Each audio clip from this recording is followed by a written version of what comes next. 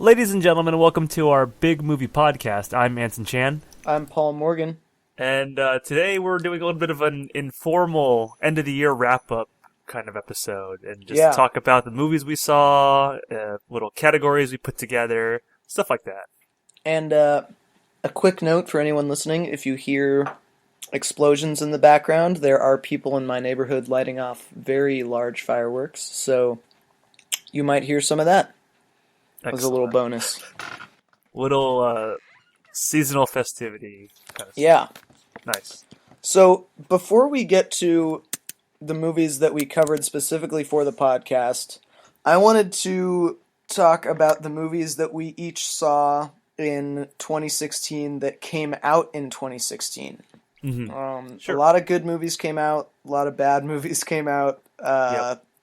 I thought maybe if we each had a list of the stuff we had seen, we could go through that list real quick and just briefly give each other an idea of our thoughts on each movie, not take too long, just because there's a lot of movies, and see where we can go from there. Sure. Paul, why don't you lead us off? All right, so I counted through the list, and I saw 20 movies this year in theaters, so that we'll see how quickly I can really do this. But so in no particular order, I saw the remake of Magnificent Seven. Had a fun time watching it, but didn't think it was necessarily super special. Loved Vincent D'Onofrio in that. Saw Kubo and the Two Strings. I'll skip that because we're going to talk about that when we talk about movies we saw in the podcast. I saw Suicide Squad. I was one of the people who, after it came out, defended it. And then I actually saw it, and I was pretty amazed by how cringeworthy it was. I can't say enough bad things about that movie.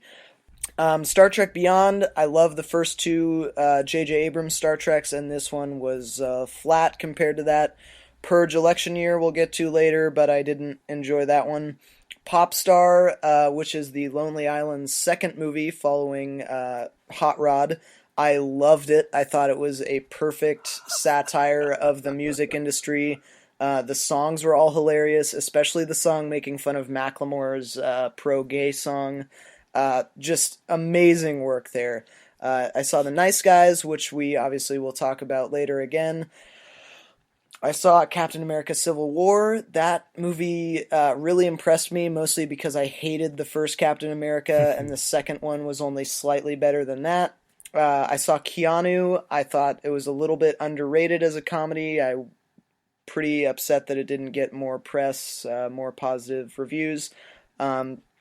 Sing Street, which is by the guy who did Once and Begin Again. Amazing movie. Did not get enough press. Wish more people would have seen it. I Saw the Light, which is the Tom Hiddleston vehicle about, what's that country singer's name? Tom Hiddleston country movie. It's about Hank Williams, sorry. So I Saw the Light. That movie was weird. There was no real narrative structure. It was just a bunch of moments in this guy's life, and he's a little bit fucked up, so it's kind of a fucked up movie. Batman vs. Superman. I didn't think it was as terrible as most people thought it was, but it definitely needed a lot of work, and Jesse Eisenberg was the absolute wrong choice for Lex Luthor. 10 Cloverfield Lane, loved it. John Goodman was fucking amazing, and the whole movie was creepy as fuck. Zootopia, ultimately forgettable, but the scene with the sloths made it worth the admission price. Witch was kind of an underrated movie, I thought. It wasn't your typical scary horror movie. It was more scary because of the way that these people have to deal with their problems and the fact that they don't have any of the information that we have now. Just kind of a creepy movie that was really well done, really extremely well acted, and just loved that. Deadpool, probably my favorite superhero movie of the last few years. Think there were some things that could have been improved about it, but for the most part, I thought it was better than 99% of superhero movies out there. Ip Man 3, I didn't think it was that great compared to the first one. I probably should have seen number 2 before seeing number 3. Rogue One, the new Star Wars movie, anyone who's seen it knows the ending is one of the coolest Star Wars endings that has ever been, and I think the ending makes it so that it deserves a spot near the top of anyone's list. And then finally, Band of Robbers, which is a modern-day retelling of the Tom Sawyer Huckleberry Finn story, which I thought was absolutely fantastic. One of the best movies I saw all year. So those are my 20 movies that I saw that came out in 2016. Cool. My list is, I think, half the size of yours. To begin with, and again, in no particular order, Captain America Civil War. Really like that. Probably my favorite superhero movie in general, I'd say. No. Not just counting the Batman ones, I guess. So Sure. of the Marvel / DC, I guess. Current, whatever we have. Captain America's fantastic. Finding Dory, that was really retarded. I didn't like it. Deadpool, loved it. Really funny. I watched it a couple times after, actually. Not in theaters, but just in general. Yeah. Because it's something you can have on, enjoy. You enjoy the character so much, Yeah. Really fun to watch that one. Batman vs. Superman. I saw that in theaters and was just rolling around in my seat, I couldn't bear it. I couldn't stand it. Seriously, it was awful. Ask Tyler. Oh man, I would love to hear him talk to me about your experience in that movie. Oh, he would just tell you that I just bitch about everything, but it's just oh my god, that movie was so bad. But I was bitching with everybody in the theater afterwards. Just random people were talking, and we're just yeah, what the hell, man? And so it was really funny. Yeah. Star Trek Beyond. I thought that was ultimately a pretty good action movie. Very, very forgettable. Yeah. But it was fun. It was worth the price of admission. Sure. Nothing spectacular. Yep. Doctor Strange, aka Doctor Horrible. I really fucking hated it.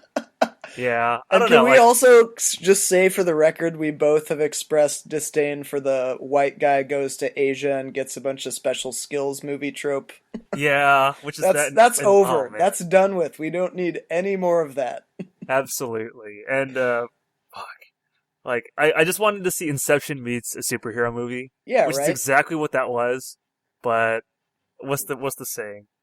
The curse of getting what you want is getting what you once wanted. Yep. So I thought I wanted that, but really, I really, really did not want that.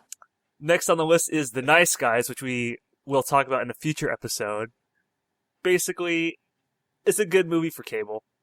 That's the perfect way to put it. Yeah. Put some Viagra commercials and an ad for football in there, and you're Hell good. Yeah. couple Cialis, and you don't know when the time is gonna strike, but you want to be ready. So just take this every day. Yeah, anyway. right. The Purge election year, which that's actually a fun movie if you want to go see it the $2 theater. It's 2 months out of circulation, but it's only $2. Go watch it to make fun of it. Throw popcorn at the screen. That's a fun one, actually. And we should also say that we watched that as part of an episode that we didn't release. Yes. And we both had the same idea, which was that it had so much potential to be good, but it just fell flat.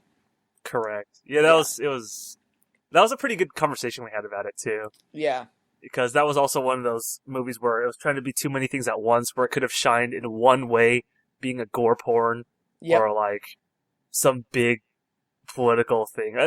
There was a lot of ways it could have gone. The hacker slasher thriller kind of thing, but it didn't do any of it right. Yeah. Yeah.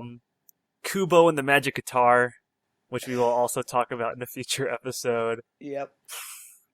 Ultimately, I don't know. I still think about when I remember the movie. I remember the claymation and the way the characters looked and the scenery. Yeah. And so that kind of makes me smile.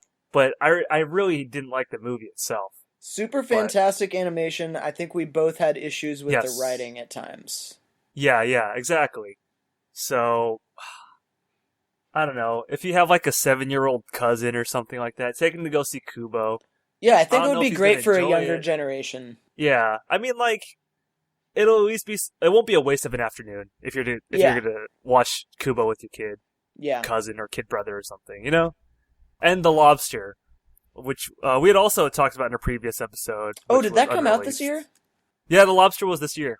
Oh shit, I didn't write that down. Okay, yeah. I think it might have got a U.S. release this year. Yeah, okay. That makes sense. But anyway, for my list, yeah, The Lobster was really, really good.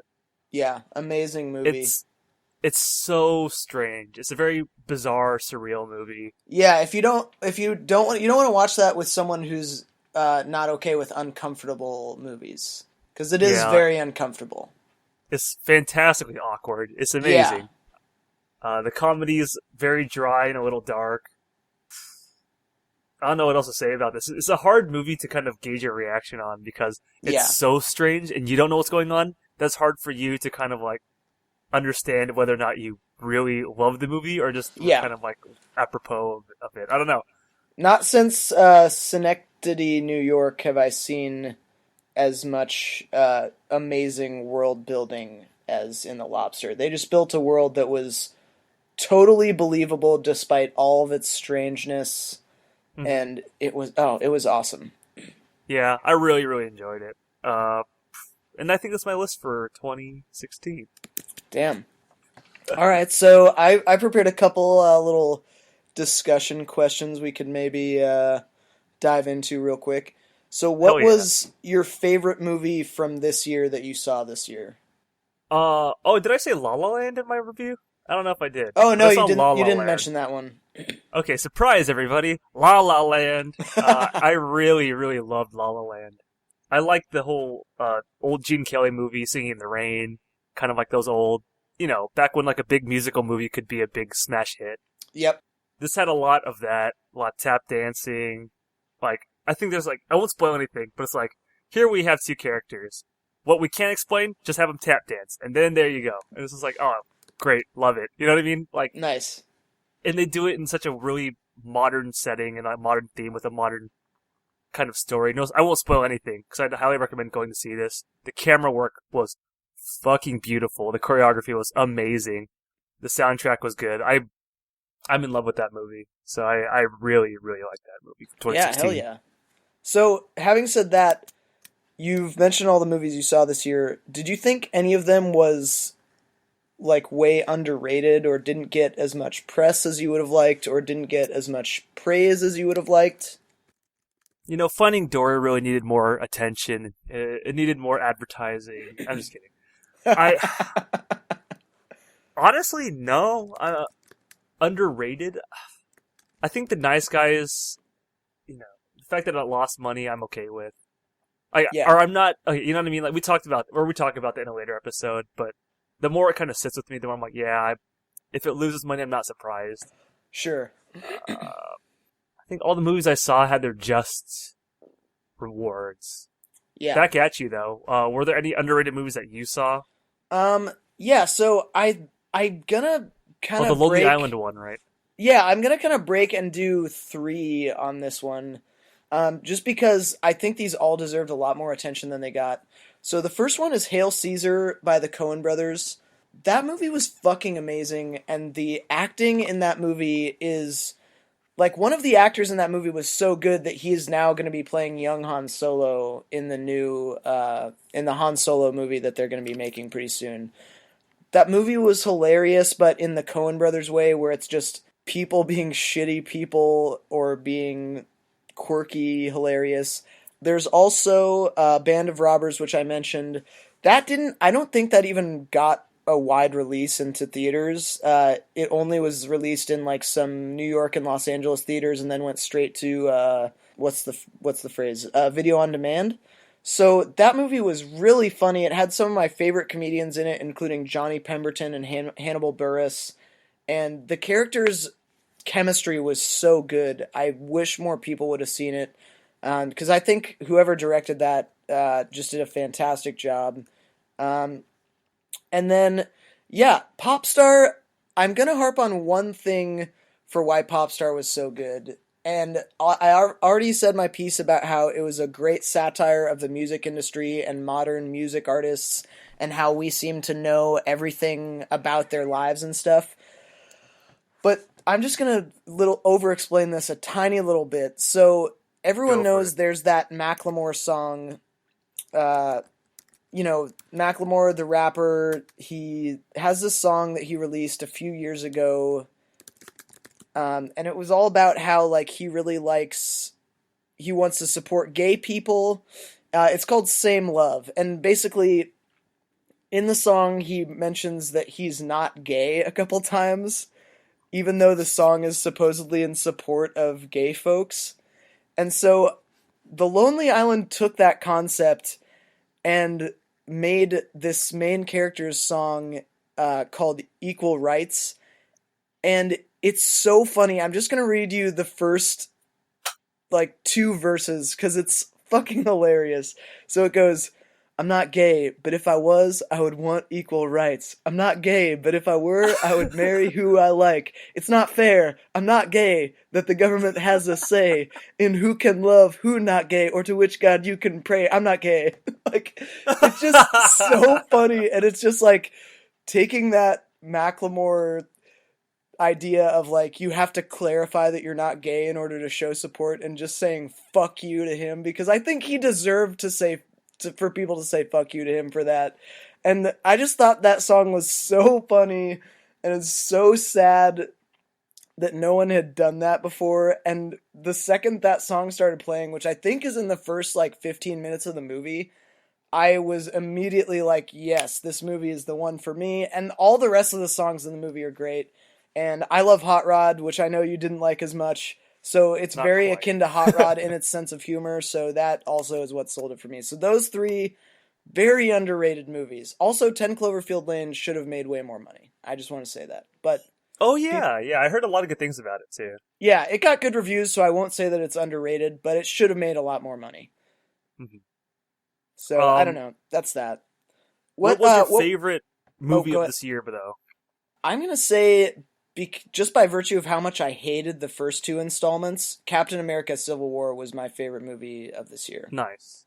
Just because I think Captain America's a dumb fucking superhero, and the first installment had Hugo Weaving. Wow, who played the Agent Smith in The Matrix? Is that Hugo Weaving? Yeah, Hugo Weaving. The first Captain America had Hugo Weaving playing basically his Agent Smith character, but with just a different face. And the second one, I thought the conflict between the Winter Soldier and Captain America was cool, and the action was cool, but the movie's writing just fell flat for me. And this one, it was such a breath of fresh air. The action was good, the story arc kept me engaged, the surprise introduction of Spider-Man was awesome, and the way they introduced him was hilarious. I just thought it was all great, and I also love that, I still hate Captain America as a superhero, because the whole movie long, he was preaching this, well, Americans gotta make decisions, and that's what I'm doing, and I was just like, fuck off, dude. And I still hate him as a superhero, but I loved the movie. And I think that's the mark of a good movie, is when you can not that's one of the marks of a good movie, is you can not like the main character and still really love the movie. Mm-hmm. So I liked. I really enjoyed the villain in Captain America: Civil War. The whole time, everyone thought he was going to release those super soldiers. Yep. Cause a whole bunch of destruction. He's like, why the fuck would I want to do that? You know, my family died because of them. My country got ruined because of them. And I think that's another thing. That villain. A lot of people who I talked to, who I worked with in film in Los Angeles, said that villain was cheap, or how would he have all the ability to do that if he had his life ruined and stuff? And I saw it very differently. I thought the villain was great because, to me, that villain kind of humanizes the other side of a conflict because I mean, not to get Yes. political, but like the United States has been bombing innocent people for the last 30 years and through the last like 7 presidencies, and people are bitter about that, and people fight back, and then we call them names and demonize them for fighting back, not really ever bothering to see their point of view. And I think Hmm. that was a wonderful humanization of that point of view. Hmm. I also think it did the like what Skyfall tried to do much better, which is have like a villain kind of self-created, Yeah. or it's not quite in the same vein because the double or the agent that turns against MI6 kind of was born through MI6, but in this way, like you said, it's the whole superhero kind of world that they live in created that villain because he Yeah, wasn't a villain otherwise; he was just a normal guy. exactly. Because he felt very more like much more James Bondy than he was like a normal superhero villain, like a Yeah, he's Doctor not some rich Octopus. guy in a tower with a bunch of laser Yeah, beams. no Joker or fucking like you know what I mean. He's not your average villain type. He is just that more realistic and like I said, like the more James Bondy guy. It worked great as like almost like a spy thriller Yeah, because and you have credit the where whole credit is due, they really are starting to do a good job dealing, and they also did this in Batman versus Superman, but movie makers are really starting to do a good job of dealing with the fact that in a superhero movie, when a city gets destroyed, that's potentially millions of deaths.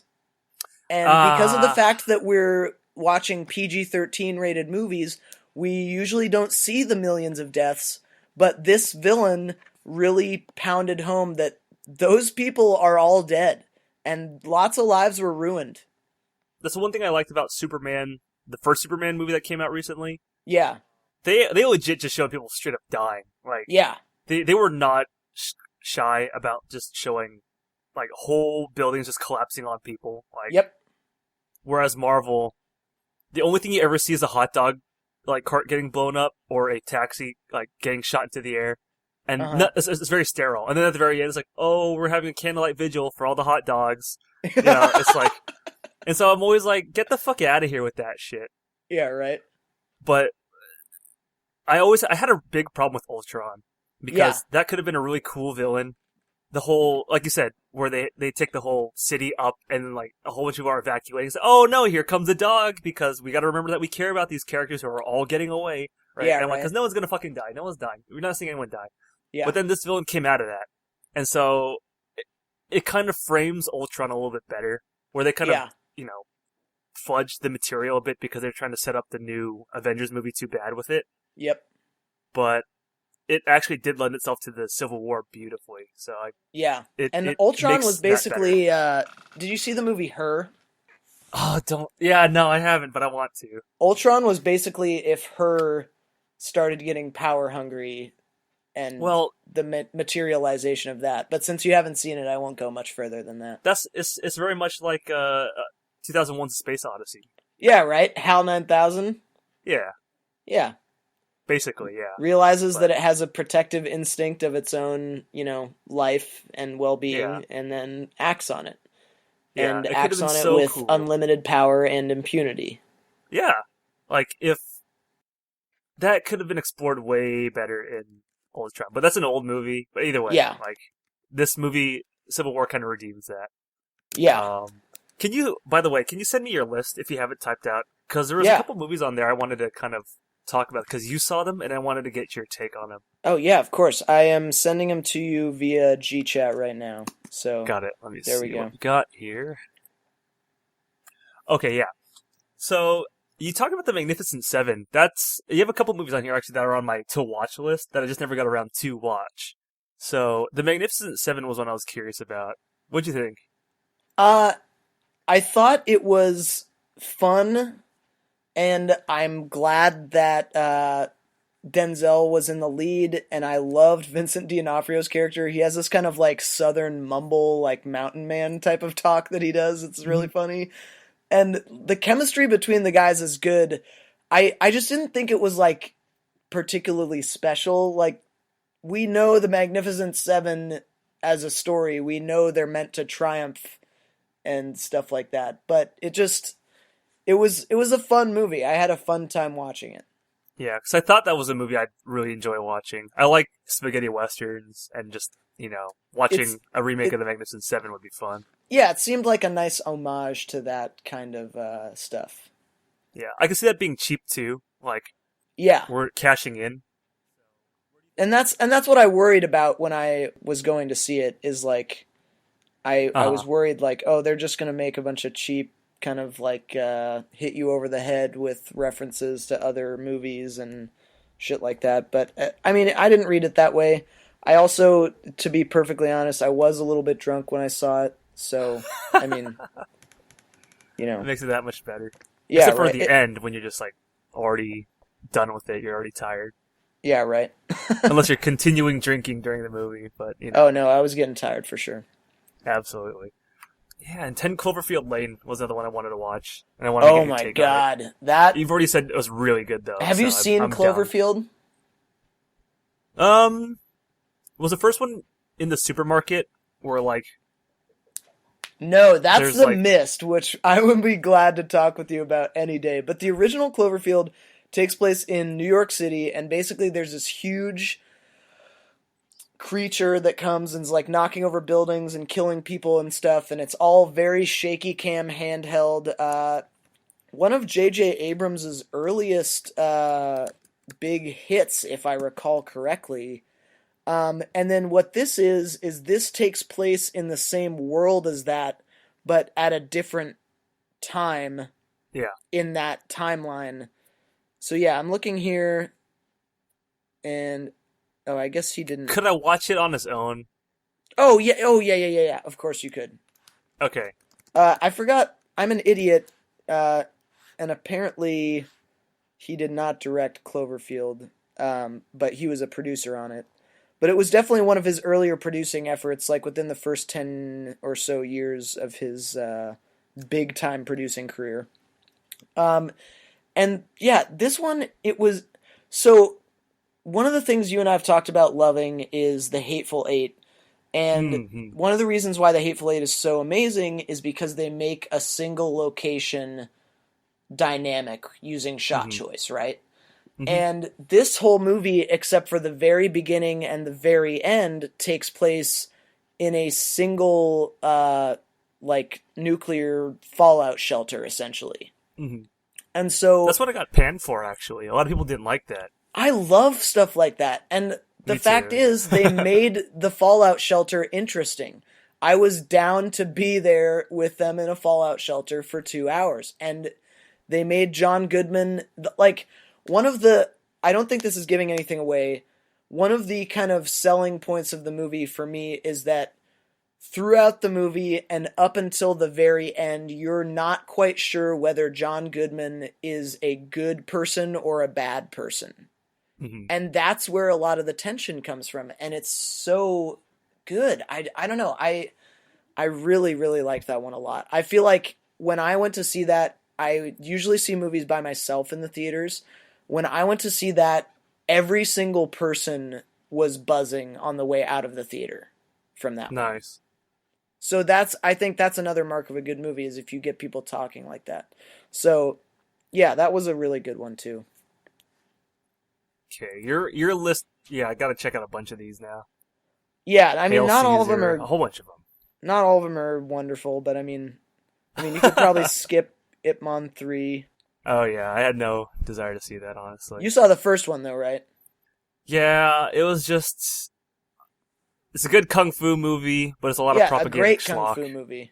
Yeah. With not the greatest plot. Yeah, just a lot more of Japan raped China. Let's fight them with kung fu. Yeah, right. I mean, yeah, I get it. I get it. It did happen.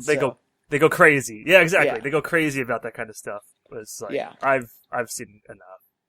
The rape of Nanking was a real thing, I believe they say in the rhyming books for history kids. I see. Maybe I had one of those Japanese washed over ones. I don't know that rhyme. I knew like Mother Goose. Okay. Well, in my history book for 5-year-olds, it said, "The rape of Nanking was a real thing." That's a very, very progressive and controversial children's rhyming book. It was a very poignant tale for children. But anyways, let's move on. And it's what like was Krampus, but worse. Let's move on and talk about what was your least favorite movie that you saw this year that came from this year. Oh, hell yeah. Probably Batman vs. Superman. Really? It's, yeah. I wasn't expecting much to begin with, but it was just the way it was cut. Like, I think it was all in editing or something that they just completely botched the movie. They said the same thing happened with, what was it? Was it Suicide Squad? Where, like... That's what they say, yeah.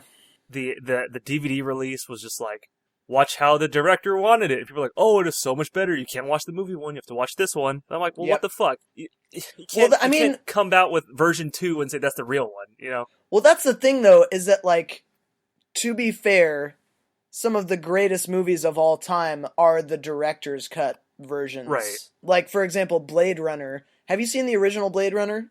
I think I saw the director's cut. So the original Blade Runner has this god-awful fucking narration from Harrison Ford's character the entire movie long. So there's none of those beautiful silent scenes where they're just moving through the city. None of this, open space, atmospheric stuff. It's all, every time they have a shot like that, Harrison Ford is fucking talking over the whole thing, and it fucking sucks. And the director's cut removed all of that and made it about 1 billion times better, in my opinion. But yeah, I understand. That shouldn't be like a constant. Yeah, so Suicide Squad had that problem, supposedly. I didn't see it. Batman vs. Superman was just like... I recently watched something, actually. It was called... I think they're like going over like that director, how he likes moments but not scenes. Zack Snyder likes moments, yes. Yeah. And so the whole thing was like 4-minute, 3-minute long, like supposed to be big moment after a big moment with no backstory. The dialogue was just kind of like all expository. Yep. Like the shots were trying to make it seem like grander than it was, and like but nothing was happening, and it just felt like a seizure or like what's the word? A fever dream or something. Just like Have you seen Watchmen? I love The Watchmen. Okay, so do I. So I'm glad we both love that, because Watchmen is an example of perfectly blending scenes that have real turns and real character development with just straight up moments. Batman vs. Superman is an example of not enough scenes with turns and character development, too many scenes that are just moments. The Watchmen was helped out a lot because it was kind of broken up into the way that the comics were released, I think. So that could have helped it along too, just in the way they would have had to like narrate the story in general, because it's already kind of set out for them. Yeah. But this just felt like I couldn't stand it. Like, I don't know, like at the time I had 1,000 things to say about it, like, but if I were to watch it again, I could just refresh my memory just of how much I hate it and why. Yeah. But this was by far my least favorite. I mean, like, I didn't like Doctor Strange either, but this one just had me like so mad I fucking paid money for it, you know? Yeah. And also, can I actually just butt in real quick? So I found this Reddit thread that I used to love to talk with people about after Batman vs. Superman came out. Ooh. And all credit for this idea goes to Reddit user condescending_fool. So condescending fool, if you're out there, thank you. Yeah, thank you for this. So Excalibur 19, the movie from 1981, is shown on the marquee at the theater with the words "Coming Wednesday" on the night Batman's parents are killed. Excalibur is an incredibly faithful adaptation of The Death of Arthur, which is a French story, I believe. And Condescending Fool says, in the end, Batman slams the spear into the ground, aka the stone, and then pulls the spear out of the ground before he attacks Superman, literally pulling the sword from the stone. After he realizes that he's become the bad guy, he abandons the spear the same way Arthur did after he abused its power to defeat Lancelot. Lois Lane, obviously, then is the Lady of the Lake, who tosses the spear into the water and has to get it back before the final fight. The fight between Batman vs. Superman is very definitely the fight between Lancelot and Arthur, two good guys fighting against each other due to hubris eventually reconciling to fight the main bad guy. And then Doomsday is Mordred. In the end scene, Superman stabs Doomsday and gets stabbed in return, and Superman impales himself further to stab Doomsday through the back and actually kill him, the same way the fight between Mordred and Arthur goes. Doomsday's unnatural creation also mirrors how Morgana created Mordred to some degree. That is what Reddit user condescending_fool says about this. I think that is fascinating because I also didn't particularly care for this movie, but sometimes if you look a little bit more closely, or if you have a sense of, literary history about you, you can find homages to things like that I think make things seem a little bit more deep, even if it does seem like he kind of ripped them off. So that was just like something. Cool idea. Yeah, that's just something I wanted to mention. Shit movie. It's not necessarily me arguing for the movie's quality, but it is something I did want to mention because I thought that was really fascinating. And the first time I read it, it honestly blew my mind. Interesting. Well, they fucked that. So good try. Get them next time. So having now said your least favorite movie of the year, what did you think the most overrated movie this year was? Like, what movie did you see a bunch of hype and a bunch of people saying it was awesome and then just didn't work for you? Finding Dory. Yeah? Yeah, I thought that was shit. I have a copy of that on DVD sitting on my kitchen counter right now. You have Finding Dory? Like what, for like Redbox or something?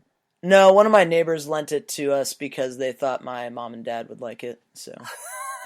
Spoiler alert, I just moved home, anyone who's listening, to all of our 3 listeners.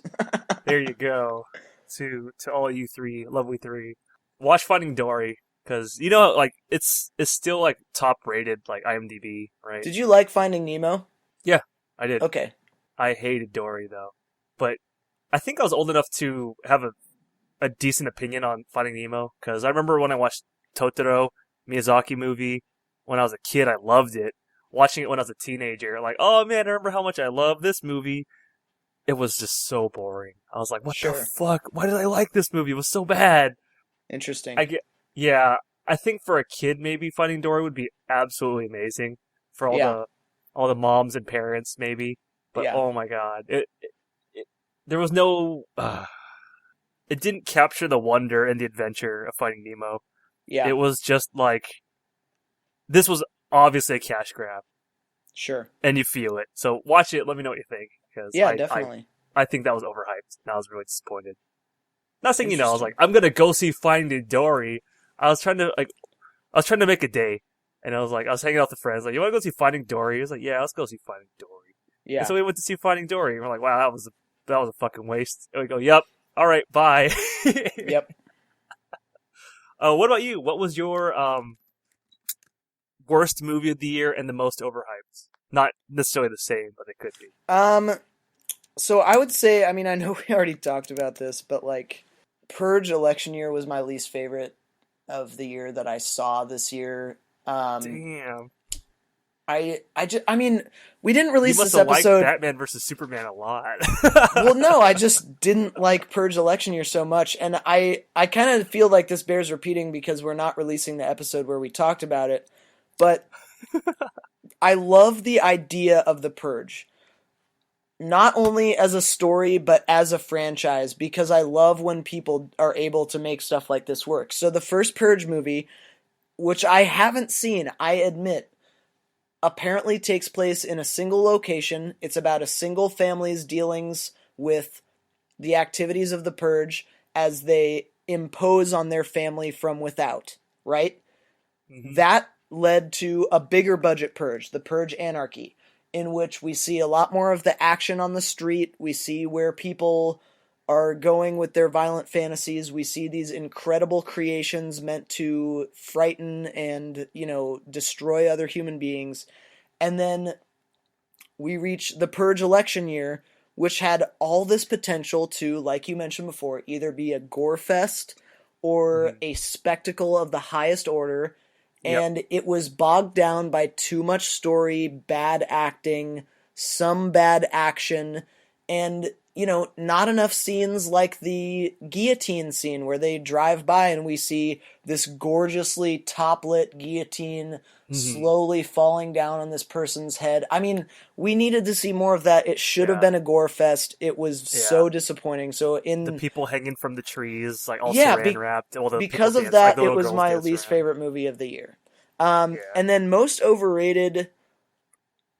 Oh, that's a tough one. I'm going to say probably Zootopia is my most overrated because I liked it, but I thought it lacked a lot of depth, and I feel like I heard a lot of people praising it online and saying that it's kind of a commentary on what's going on with the Black Lives Matter thing and the shooting of unarmed people by figures of authority. I also thought people were saying it's a good analogy for how we portray some people as predators and other people as prey, and how, when it comes right down to it, we're all capable of being either. I thought those comparisons are fine, but as far as the movie goes, they were so heavy-handed that it made it hard to enjoy the bits of comedy that they tried to infuse the movie with. So interesting. Yeah, so because of that, I would say that was the most overrated. I want to reiterate, I don't think it was a bad movie, but it just like the heavy-handedness of its quote-unquote messages, I thought were just it kind of ruined it for me. And I'm sure that if you're a little kid and you need messages to be heavy-handed in order to learn from a movie, that is fine. But it just, as an adult, it did not resonate with me. I will reiterate, though, that the scene with the sloths is one of the best scenes of animated movies I've seen in a while. Oh, man. We'll have to watch it for the sloths, then. I know, right? So, now moving on to another one. What was your least favorite movie that you watched for the podcast? Oh, that's pretty easy. Let me just do one quick look just to make sure.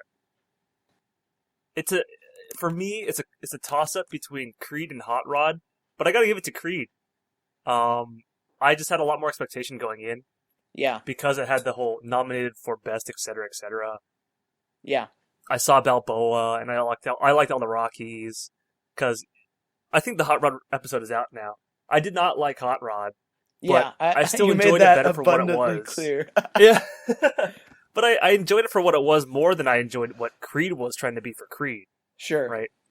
So, it's gotta be Creed for me. So, Hot Rod, irked through. Wait, by the way, I wanted to ask you this. Do you think the other Lonely Island movie that you saw this year is better than Hot Rod? Should I go see it? Because I'm curious to see it. Because it's better than Hot Rod in terms of like what it was. Like Hot Rod was just a straight up spoof comedy. It wasn't like taking off on any one particular genre. It was just a comedy with an absurd premise. Popstar is actually, it's a parody of those rock documentaries that VH1 might have put out in the early 2000s, except using examples that we are very familiar with in the music industry. So here's a reason why you might not enjoy it, which is that I don't know how much you follow pop music and pop music news. Not at all. And it's very heavily parodying the like Justin Bieber with his selfie camera out, like showing you around his house while he says, "Oh, we're going to announce something big next week. It's going to be a big secret, but here's a hint as to what it might be." Like, it's a parody of that. It's a parody of how people make music videos. It's a parody of why people get publicity in the music industry. It's just a big parody of the music industry in general. So, because I follow...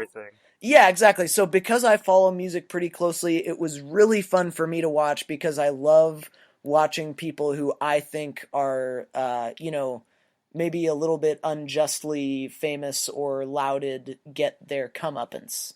Now let me ask you this. Yeah. Because we talked about, in one of our most recent ones, about Kiss Kiss Bang Bang.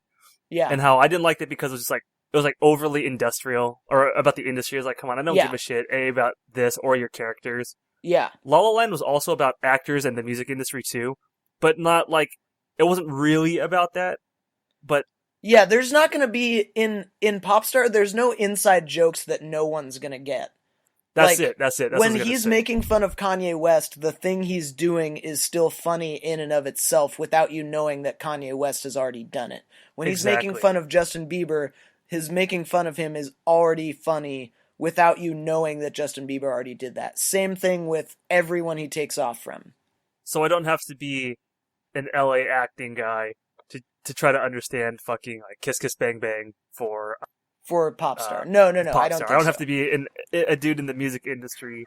Yeah, I don't think so at all. Because I mean, I'm not even involved in the music industry. I just listen to a lot of music and see a lot of music news on like Facebook and Reddit and shit. So my involvement is pretty minimal, and yet I still found it hilarious. So. Okay, because like I said, I want to give them another chance. Yeah. Because I see what Hot Water was trying to do, and for their first attempt, I'm like, okay, I'm going to see your second one and get a better opinion.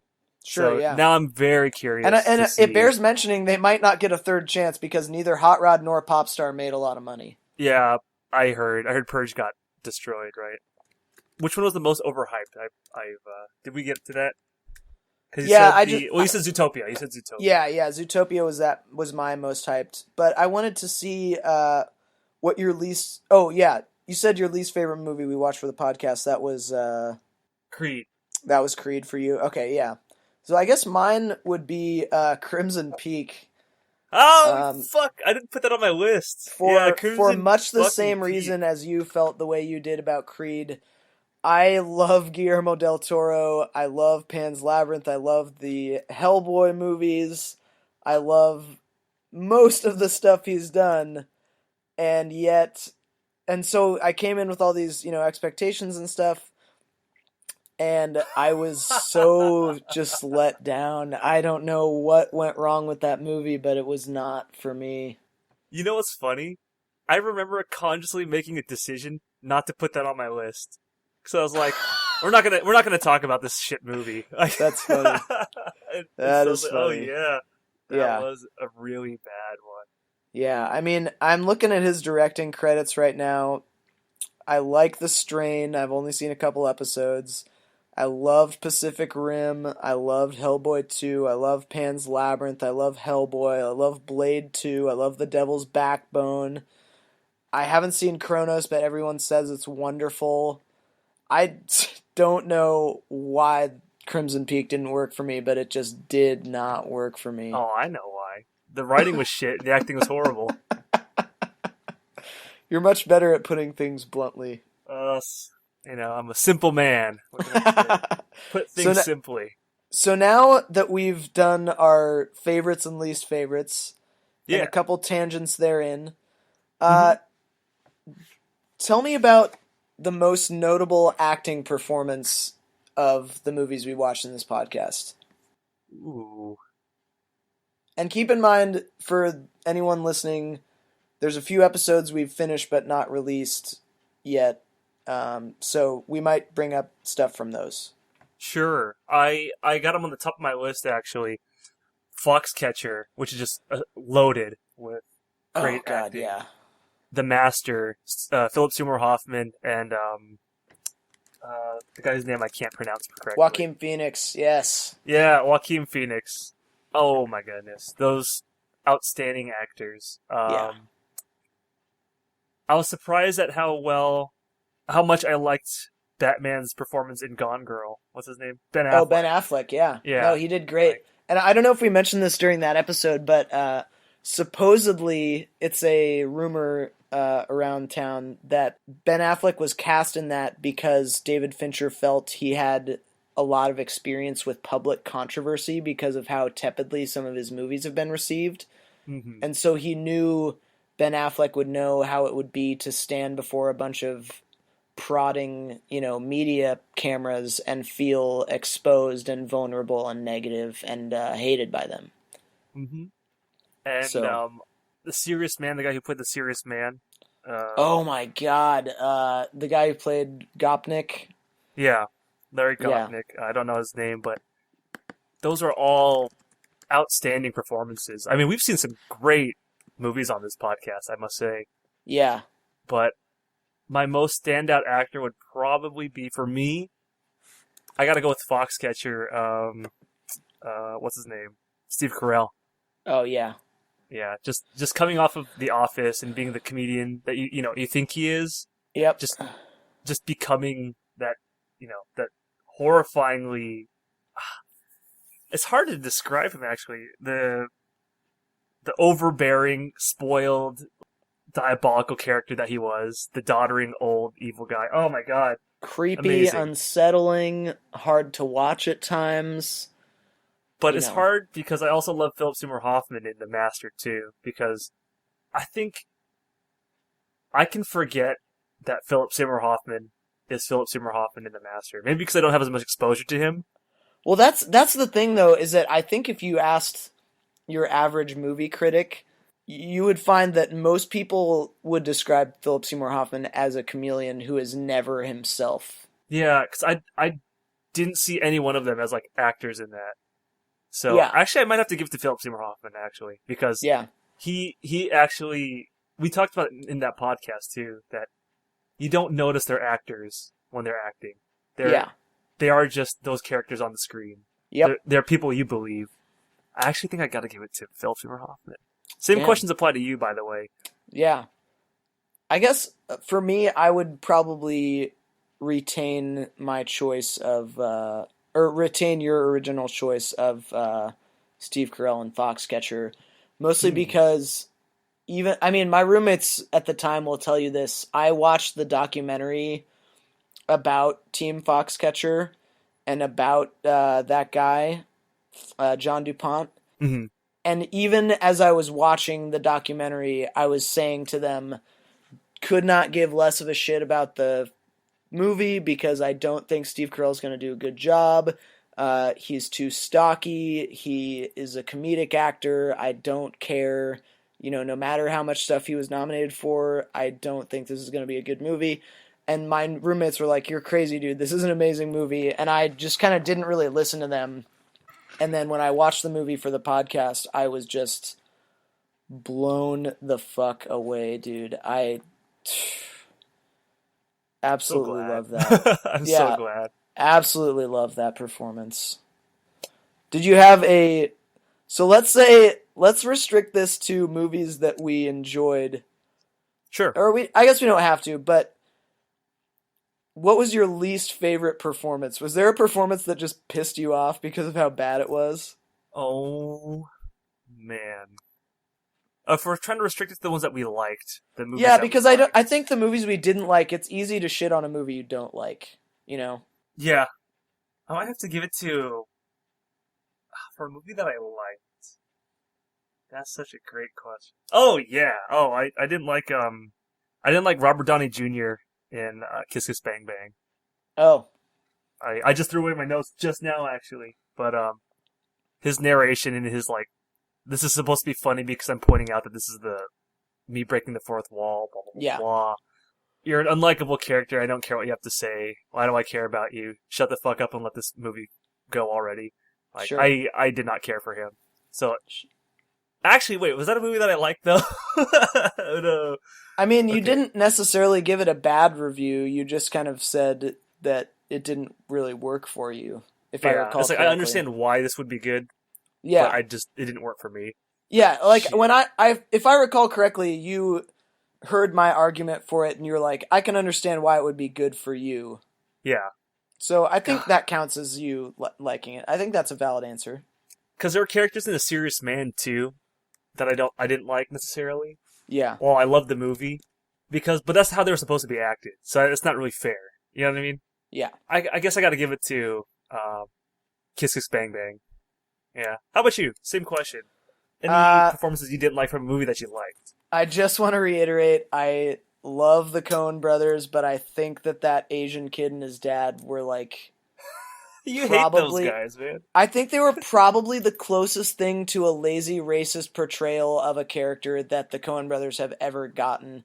And I don't think they even intended it that way. That's just the way it played on screen for me. It sounded like what a preteen kid who is trying to make fun of someone who's Asian would have done as their impression of an Asian person. That literally is what it sounded like to me, and I was like, why? Because I love that character. These characters literally extorting our protagonist with money to try and get a better grade. He's trying to bribe him. That's such a great plot device, especially after all the shit Larry Gopnik has to deal with already. And yet, I was like, could we not talk like me Chinese, me play joke type talk? That's just so fucking stupid. They're really trying to go for authenticity there. Yeah, and I think I mentioned this on the podcast. It's entirely possible that there are people who talked like that who are first and second generation immigrants, but it just rubbed me the wrong way. I was just like, God, could we give him a little bit of a personality besides like the "if I don't work hard, I'll bring dishonor to my family" type thing? Like I half expected him to pronounce all his L's as R's. He belongs in Kubo. Right next to the token George Takei character. Well, I mean, George did fine. He could have been a good villain. George Takei could have been the moon god. I know, he has such a deep, rich voice. I think that's... Yeah, you just want to listen to him talk, Yeah, right? It's so rife for, overuse, but no one seems to use him. Him and racist Asian guy from A Serious Man. Just great voices you just want to listen to all the time. Yeah. Alright, so we've done that. Now, this is one I don't know if we want to really discuss too much because I'd rather go towards some of your discussion questions. Sure. I feel like I've kind of dominated with my discussion questions, even though we both got to answer. Oh, yeah. By the way, none of us have any, we don't know each other's questions. We don't know each other's lists before Oh, yeah, this. I guess we should... This is just like a very informal conversation we're having. Yeah, very off the top of the dome type thing. Yeah. So, we mentioned what was like the best movie of 2016, etc., etc. What was the most memorable movie that you watched this whole year, including, like, what we watched for the podcast, 2016, even out-of-date stuff? And you could categorize that if you want, but what was the most memorable movie for you? Ooh, that's a real tough one.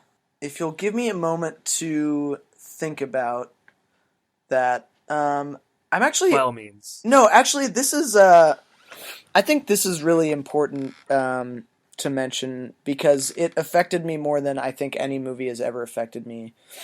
Jodorowsky's Dune, or Hodorowski's Dune, I don't know how you're supposed to pronounce it. Basically, since we're once again not releasing the episode where we talked about this, Alejandro Jodorowsky made two of the most influential, like, acid art films of the 60s, El Topo and The Holy Mountain, and people who were really influential in the art community at the time, like John Lennon and Yoko Ono, liked El Topo so much that they, I believe, funded The Holy Mountain.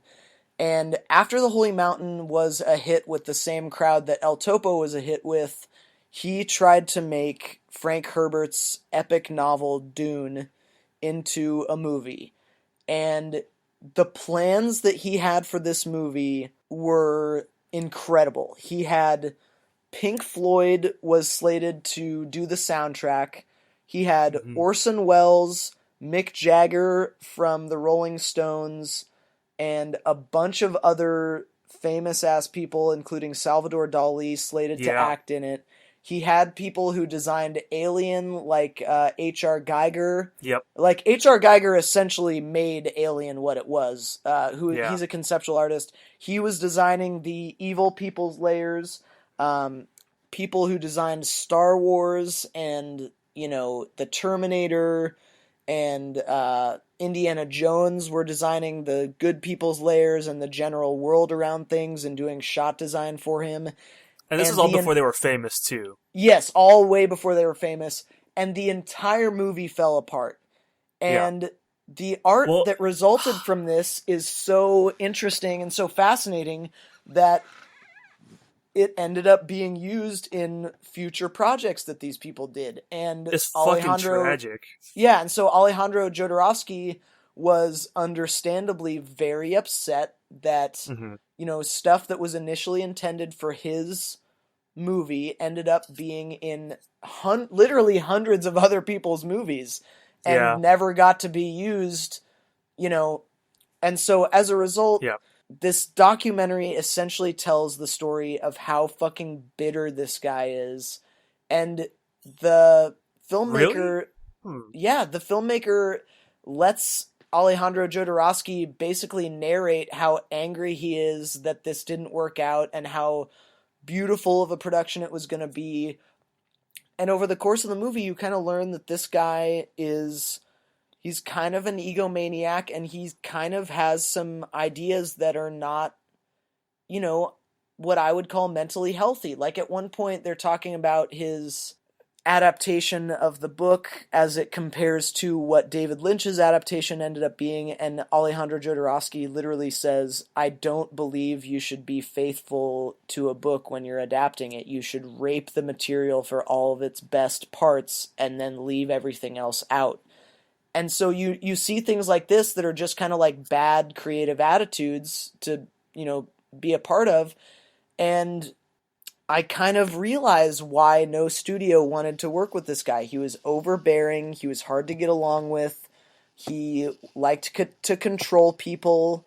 He was brilliant, but he's just not the greatest, collaborator or, creative person to be a part of. And that watching that movie, because of the fact that family and friends might listen to this, I'm not going to say exactly the circumstances under which I watched the movie, but it was extremely, extremely effective for me, and it changed my life, honestly.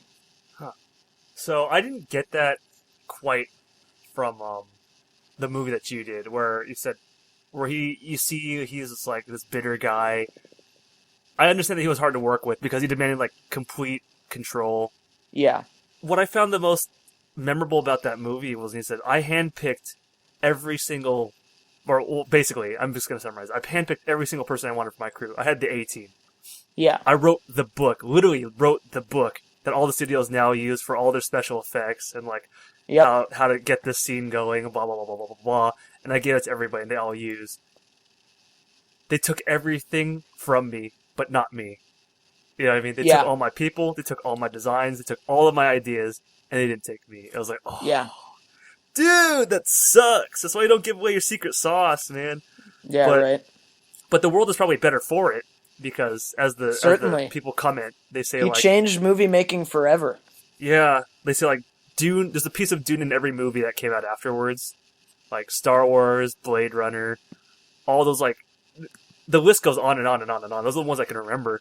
Yeah. But like, you don't get your dues that way, right? And so I felt very bad for him, and that could have been something great. I believed in the dream with him because I feel bad for those that get slighted by because it was all in place. He had all the people, all the know-how ready to go, but he fell short of the money, and Yep. I really really felt bad for him. I don't blame him for being a crazy egomaniac. I think I think a creator has to have that. They can't acquiesce to what everyone else wants. Like, all these Star Wars movies that are coming out now, they're just fan service shit, just because the crowd wants it. They want it to be faithful or blah, blah, blah. What he said about raping the material, I can I remember my eyebrow raising, but I don't disagree with him either.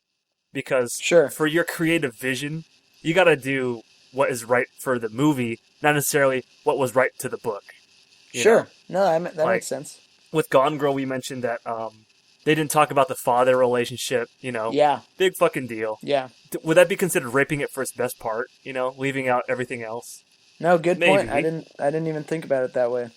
So the way he puts it is very blunt, but I agree with the creative process. So for him, I believed in his dream in that documentary, and I think that's kind of what they were trying to get across. Your read on it was so different, where you said that this is a megalomaniac.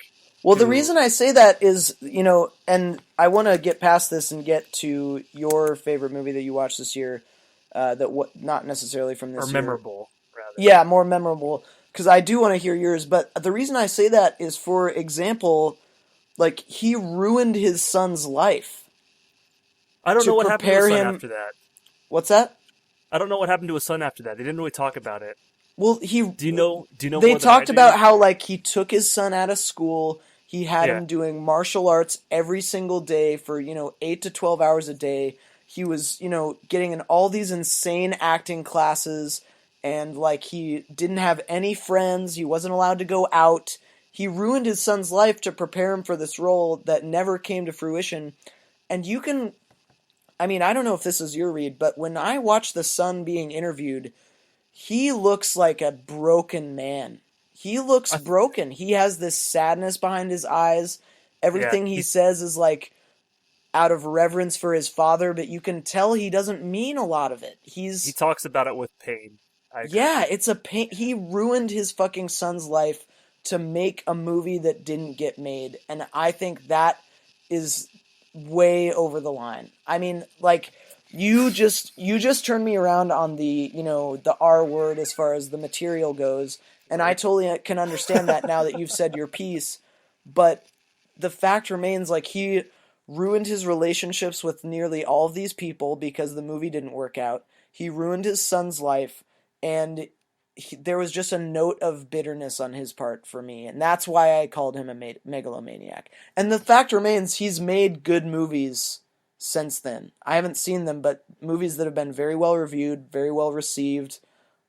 So he's obviously not The son just or Jodorowsky. Jodorowsky. So Okay. he's obviously not just a two-hit wonder, but the fact remains he's still kind of bitter about the whole thing, and that kind of bitterness, I think, is unproductive, and it rubs me the I wrong way. I damn. Because you know that the son is a real person, is not a character.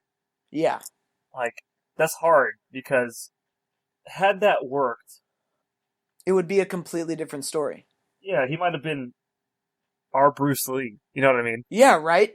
America's Bruce Lee. No, exactly. So that goes back into the whole what if thing. Because Yep. like saying that he like ruined his childhood is so relative. You know, some kids grow up sailing around the world. You know what I mean? They never have Yeah. friends, and Yeah. they're just because their parents just live on a boat. You know what I mean? Yep. That's all they know.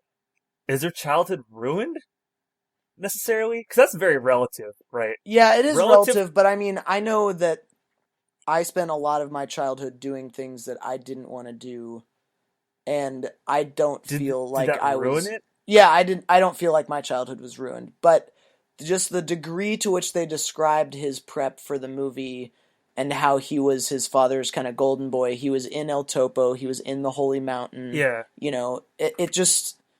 It rubbed me the wrong way, and it made me feel bad for him. And as a I result, I kind of I thought that was judged cool. I mean, Jodorowsky for it. for me coming from like a martial art background, getting the top karate man or whatever to train your kid, Yeah, like just to be this fucking badass. I was like, dang, you know, that's old school. You know what I mean? yeah, Like training under a sensei your whole life. sure. Like think of the old Japanese way or the Yeah, old Chinese way, where you kind of like dedicate your basically everything to the kung fu school. yep, That made sense to me. So it wasn't for me like he ruined his childhood. That was actually doing the old school way of like, all right, you got a sensei, or you know, back in the day where you had a tutor.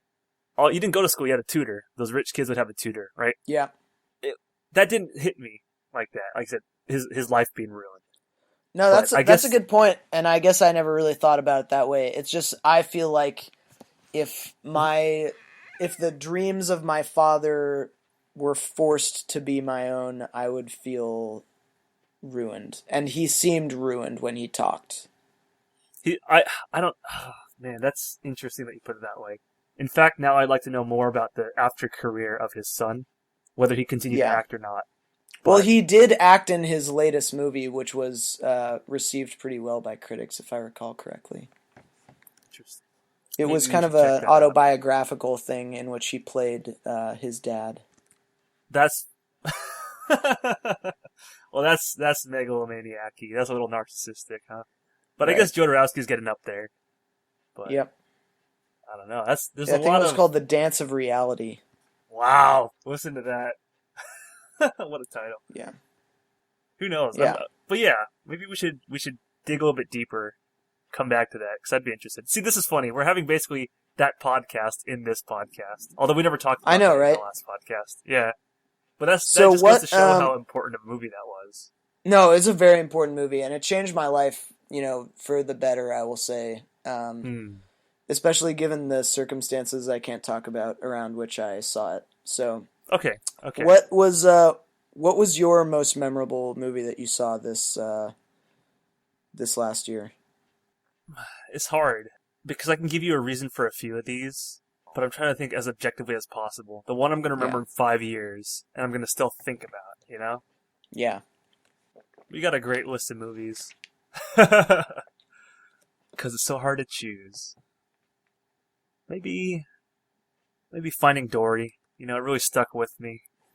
I'll be thinking about that in 5 years, about her journey into the aquarium. It's very, very impactful.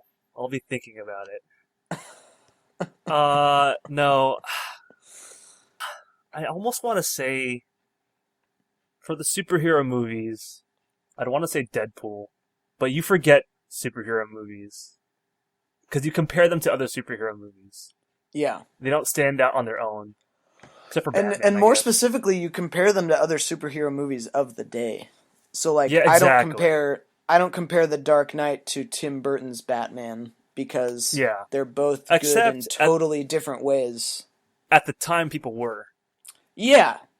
Yeah. I want to say, because I'm tempted to say Deadpool, but I don't know how washed that's going to get going forward, and it'll just be one of those things of, oh, I liked Deadpool before this whole thing was cool, kind of thing, Yeah. Well, I also think gonna stick. One of the cool things about Deadpool is that it was unique enough as a superhero property that there are chances for it to improve. Like, I personally would like a little bit more of Ryan Reynolds' sarcastic personality in there and a little bit less of the sex humor in there. And I would also like a little bit more menacing of a bad guy, since we know he basically has the powers of Wolverine. Mm-hmm.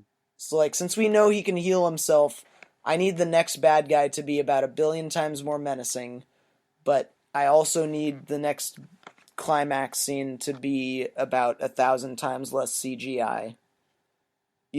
So the reason Deadpool is remarkable is because despite those two things, it's still light years ahead of most superhero movies that we see today. Mm-hmm. Or at least for me, that's why it's remarkable. No, I would agree with that too. Like, it was overall a very good movie, a great superhero movie, and it kind of breaks new ground in what it's willing to do. Yeah. But it might be Deadpool for me. Because I want to say one of the ones that we talked about in the podcasts, Foxcatcher, The Master, or Serious Man. But will I be going back to them in 5 years? You know what I mean? Will I be reminded of Foxcatcher or The Master or A Serious Man? I don't know. I will. But I definitely will see ripples of Deadpool in the future. And I might not be thinking about the same I would give it like serious contemplative thought like those other three I mentioned. But I think I will remember Deadpool more because I'm going to be reminded of it, and I'll be looking for things. Yeah. The other three might just be subconscious, Yeah, definitely. Okay, so in the interest of maybe wrapping up in the next 10 to 15 minutes, what are one of the other questions you wrote down that we can maybe ruminate on for a little while? I got one other good one. Oh, nice. Okay. Of the movies that you've seen this year, which one did you see that has the most rewatchability? Because for me, a lot of my movies that I love are basted, or they marinate with time. They get better and better the more you watch. Yep. So specifically of the ones that you saw this year, not 2016 necessarily, but like, because for me, I'm going to disqualify The Hateful Eight, right? Because I love that movie. I saw that last year. I'm trying to think of movies that I saw this year that I didn't already mention, because I don't think many of the movies that I mentioned have massive levels of rewatchability. Mm-hmm. Oh, can I say a documentary? Is that going to throw anything off? Is it Jodorowsky's Um, Dune? I've actually watched this documentary. I think it's from this year, and I think I saw it this year. Let me just look it up real quick before I say anything too crazy. Okay, so yeah, so I did see it for the first time this year, and it is from last year. Uh, I would say I've watched this movie 6 times already, and it is 4.5 hours long. So that bears mentioning. Wow. Um, it's called Sinatra All or Nothing at All. It's a documentary on the life and times and music of Frank Sinatra. I don't want to say too much about it because Frank Sinatra is kind of one of those people where I kind of hated him my whole life just by virtue of everyone else loving him. I hate when everyone seems to agree on someone like that. So I hated him because I thought he was like, oh, everyone loves him, so he must just be some boring, talentless douche. And then I watched this movie and I found him captivating in a way I haven't felt about a public, like, pop culture figure since Freddie Mercury. He started off working really small time venues with small time bands. He, ascended the ranks quickly, moved into movies, moved into TV, and all while fighting for the rights of other people to be included in the world he was in. So, for example, when he moved his act to Las Vegas, they wouldn't let Sammy Davis Jr. perform because he was black, and a lot of Frank Sinatra's band members were black, and they wouldn't let them live with him near the casino. They had to go live in these shacks, which were essentially shanty towns by rivers. What the fuck? And he was basically one of the first people to say, listen, if you don't treat my black friends like human beings, you don't get to have me perform at your casino or at your club. And he really, he fought for a lot of really good causes, and he was, I don't know, I really, my opinion of him improved 100-fold watching this movie, and I was so fascinated by it that I just rewatched it and rewatched it and rewatched it and rewatched it. Jay Leno said the same thing about Hugh Hefner, that his clubs were like the only clubs at the time where black people could come in, like through the front door. Yeah, and I think they're one of the things about people that, at least people that I think are special in the entertainment industry, is like most of the people that I really care about, they have a sense of wanting to progress and wanting to make things better for other people and wanting to improve the quality of life for all people. And I know, that sounds kind of hokey and hippie-ish, but that, I think that matters in a lot of cases. Like, for example, right now, some of the people I watch and listen to are just folks who I think want to make life better for all people. And I think that's a really special thing. So what about you? What would you say? I'd probably rewatch Captain America: Civil War, not for like any of the profound reasons that you had just mentioned, but that could be a fun movie I'd just like to have on in the background. Sure, It would yeah, be fun to kind of just hang out with those characters, quote unquote. You know what I mean? I totally agree, yeah. Watch the tension between, or watching the tension between Iron Man and Captain America was really compelling. Yeah. While the, just a very, that's a movie I could just watch again and again and again, just to have in the background. Yep. And I might appreciate it more, or I might see more cracks, because as of now, on my list, I can't see any other one, except for maybe La La Land. But I don't think I'd want to watch that over and over and over again. But I would probably see La La Land upwards of 3 or 4 times. Yeah. But I think I could see Captain America a few more times than that. If I had to be perfectly and in the honest. spirit of that, I would also say Popstar is probably second to that Sinatra movie. So I gotta fucking watch Popstar now. Yeah, I'd be interested in hearing your thoughts. And since it came out this year, I mean, maybe we can do it for a future podcast. I would love to. In fact, I think I can find Popstar. We should talk about that next time, maybe. Okay, for sure, yeah. So Were I there guess, any oh yeah, go for it. Were there any other questions or thoughts you had on anything else we saw this year? Um, I just want to say that for anyone who was disappointed, and this does not include me, so just so you know, I might not be in the same boat as you. For anyone who was disappointed with Star Wars: The Force Awakens, Rogue One steps away from that sort of fan service, kind of stuff in a way that you will not possibly appreciate until the very end of the movie. But I think it's a special movie that deserves attention, and not just because it's the next in a long series of Star Wars movies. I'm so apprehensive about seeing that movie. I watch them begrudgingly now. Yeah, I think the last 45 minutes of that movie will really impress you, even if you hate every other part of it. I'll definitely check it out next year. Yeah. Actually, yeah, you know what I mean, in Yep. 2017, For sure. because that's not something I'm gonna jump into the theater to go see while it's still in there.